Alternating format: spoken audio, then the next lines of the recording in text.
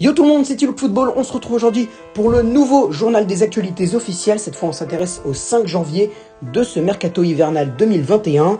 On commence avec l'information bientôt actée, le transfert de Paul Lirola du côté de Marseille.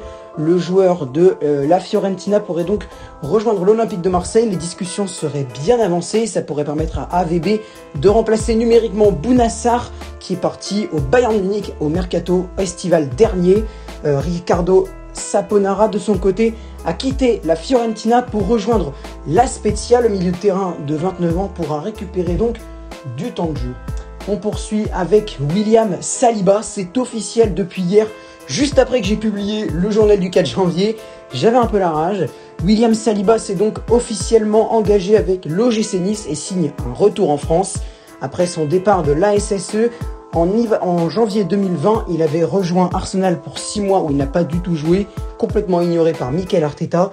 Il signe donc un retour en prêt du côté de la France et a choisi l'OGC Nice, lui qui avait été transféré en 2019 de Saint-Etienne à Arsenal contre 30 millions d'euros et prêté dans la foulée par les Gunners à l'équipe de la Forez. On poursuit avec Cyril Bayala qui a résilié son contrat du côté du RC Lens. Le milieu de terrain n'avait pas du tout joué avec Francaise et son contrat a été résilié à l'amiable. Il courait jusqu'en 2021, mais l'ancien Sochaliens ou Ajaxien, comme je le disais il y a quelques secondes, ne jouait pas du tout avec Francaise. Il pourra donc retrouver du temps de jeu dans un autre club. On poursuit avec Florian Chabrol, le milieu de terrain, le jeune milieu de terrain marseillais, a donc rejoint l'AC Ajaccio en Ligue 2. Il descend d'une division, mais pourra également récupérer, à mon avis, du temps de jeu. C'est un bon transfert pour Marseille, qui récupère des sous au passage. Quant à Florian Chabrol, il pourra, comme je disais, récupérer un peu plus de temps de jeu du côté de l'AC Ajaccio, parce qu'il n'entrait pas beaucoup dans les plans d'AVB, qui ne le faisaient pas beaucoup jouer.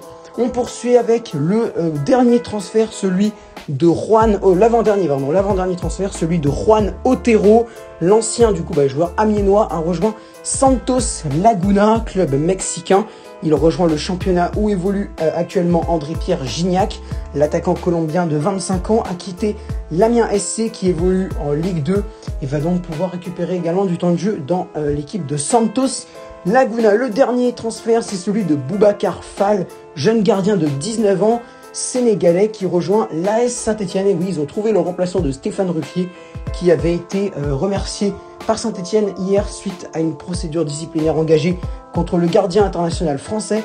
C'est finalement Boubacar Fall qui a rejoint l'équipe de Saint-Etienne, pressenti comme un grand espoir à ce poste de gardien de but. Boubacar Fall est annoncé comme bientôt le numéro 1 en puissance de cette équipe de Saint-Etienne, même si pour le moment je pense que ça va être Jesse Moulin dans les premiers temps qui va garder la cage des Verts.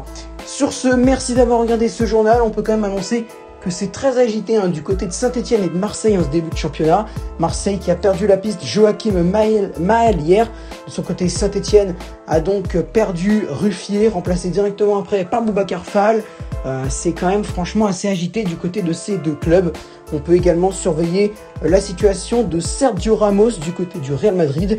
Sur les tablettes du PSG et de Manchester City, le défenseur espagnol n'aurait pas l'intention de prolonger au Real Madrid. Merci d'avoir regardé ces journaux du 5 janvier. Je vous donne rendez-vous demain. Sur ce, bonne épiphanie à vous le 6 janvier. Et donc rendez-vous demain les gars.